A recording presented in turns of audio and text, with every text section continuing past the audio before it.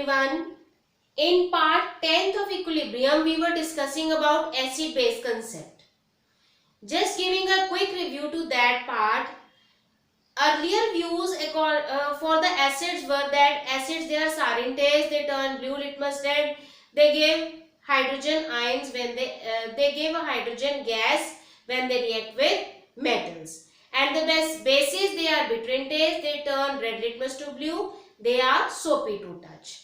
Then the next concept which come into existence was of Arrhenius concept.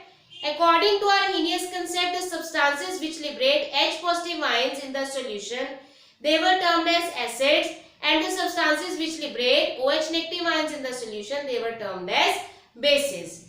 But later on, some molecules, they come to existence and they show the basic character without liberating OH negative ions. अब ये कहा गया कि कुछ molecules ऐसे हैं जो OH negative ions liberate नहीं करते, even then they show the basic character.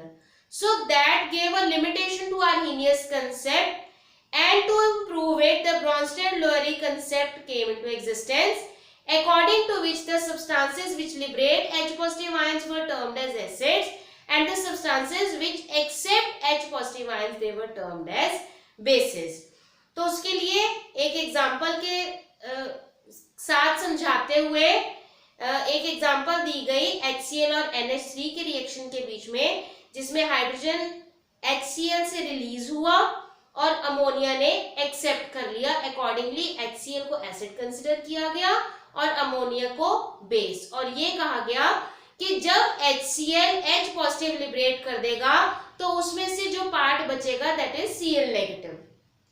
Acids have week conjugate base. अब Cl नेगेटिव क्योंकि H पॉजिटिव एक्सेप्ट करने की टेंडेंसी रखता है, इसीलिए अब हम उसे बेस कहेंगे. लेकिन वो स्ट्रॉन्ग एसिड से बना था, so strong acids have week conjugate base, weak acid have strong conjugate base. Similarly, strong bases have weak conjugate acid, and weak bases have strong conjugate acids.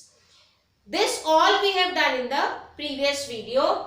Now next is the advantages of this concept. अब ये H positive liberation और H positive exception के concept की क्या advantage थी कि इसने basic character जो Arrhenius concept में अमोनिया के बेसिक कैरेक्टर को नहीं एक्सप्लेन कर पाया था, that was explained by this concept. So the molecules which don't have the ability to liberate OH negative ions, but even then they show basic character, was explained by this concept. The next advantage was that it was applicable on ionic species too, and not only to the molecules. In that case, we were considering about molecules which can have the ability to liberate H positive ions or OH negative ions. But now here it was applicable on ionic species also. Next, जैसे इसमें ammonia के basic character show होने पर Arrhenius concept got a limitation कि अगर OH negative liberate नहीं हो रहा, even then ammonia is acting as a base. इसी तरह अब कुछ मॉलिक्यूल्स ऐसे एग्जिस्टेंस में आए जिन्होंने एसिडिक करेक्टर शो किया without liberating H positive ion. जैसे यहाँ इसने बिना OH नेगेटिव आयन लिबरेट किए ये शो कर दिया कि इसका बेसिक करेक्टर है. इसी तरह कुछ मॉलिक्यूल्स ऐसे हैं जो एसिडिक करेक्टर शो करते हैं without liberating H positive ion. But इस कंसेप्ट के अकॉर्डिंग एसिड्स क्या थे जो H पॉजिटिव लिबरेट करते हैं. आर्हीनियस कंसेप्ट के अकॉर्डिंग भी एसिड्स कौन है जो H पॉजिटिव लिबरेट करते हैं, लेकिन उन मॉलिक्यूल्स का क्या जो एसिडिक करेक्टर शो करते हैं without liberating H positive ions. So this become a limitation that substances like BF3, AlCl3 which do not donate H positive ions but behave as acids. One more limitation of this concept was that reaction between acidic oxide and basic oxide. जैसे acidic oxide is CO2 and basic oxide is CaO. Both of them they react to give CaCO3. How do they react? ये acidic nature का है, acid है, acid तो ये H positive liberate नहीं कर रहा, ये बेस है तो ये OH नेगेटिव लिबरेट नहीं कर रहा, और ये H पॉजिटिव एक्सेप्ट भी नहीं कर रहा. This is basic oxide, this is acidic oxide. How they are reacting with each other, this concept was also not explained by Bronsted-Lowry concept.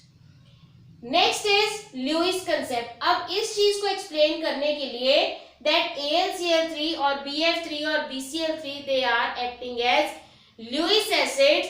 To explain this concept Lewis said that acids कौन है which have the ability to accept a pair of electrons. Boron के around अगर boron का structure बनाया जाए BF3 में, तो boron के अराउंड 6 इलेक्ट्रॉन्स हैं।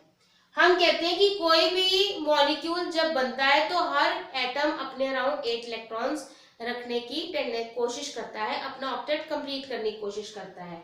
लेकिन BF3 मॉलिक्यूल एग्जिस्ट करता है, बट बोरोन के around if we see 1 2 3 4 5 6 electrons they are there instead of 8। Means ये अपने में 2 इलेक्ट्रॉन्स रखने की टेंडेंसी रखता है कि ये किसी से 2 इलेक्ट्रॉन्स लेकर अपना ऑक्टेट कंप्लीट कर ले।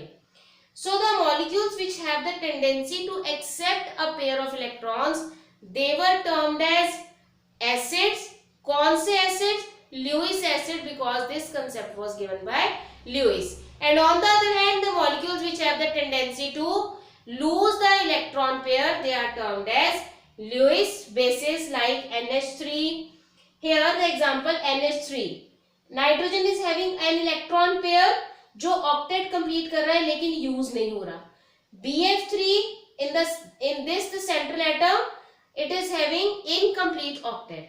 So it is having the tendency to donate an electron pair and boron is having the tendency to accept the electron pair.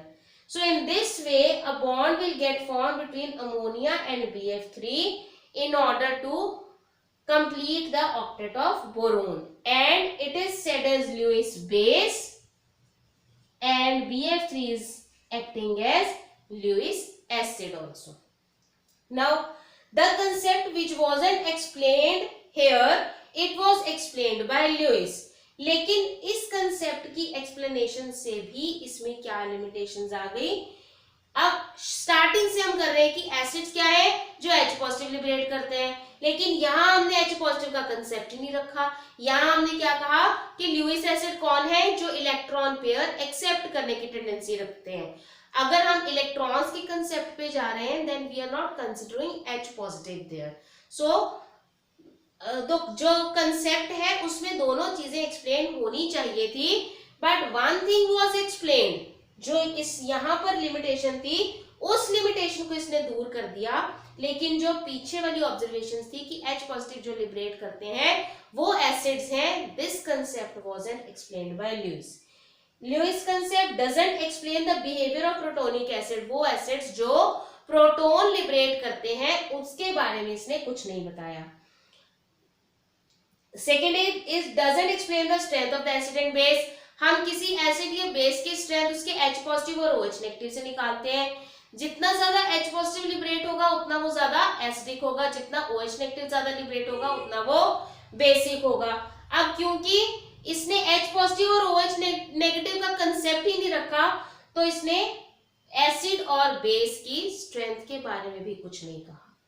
Next is it doesn't explain the catalytic action of many acids due to H positive. अब H positive की वजह से कई reactions में catalytic activity होती है कि वो रिएक्शन को एनहांस कर देते हैं, लेकिन इसने क्योंकि H पॉजिटिव का कंसेप्ट ही नहीं बताया तो इसलिए ये भी चीज अनएक्सप्लेन्ड रह गई कि कुछ रिएक्शंस में H पॉजिटिव लिबरेट होता है और वो कैटालिटिक एक्शन शो करता है।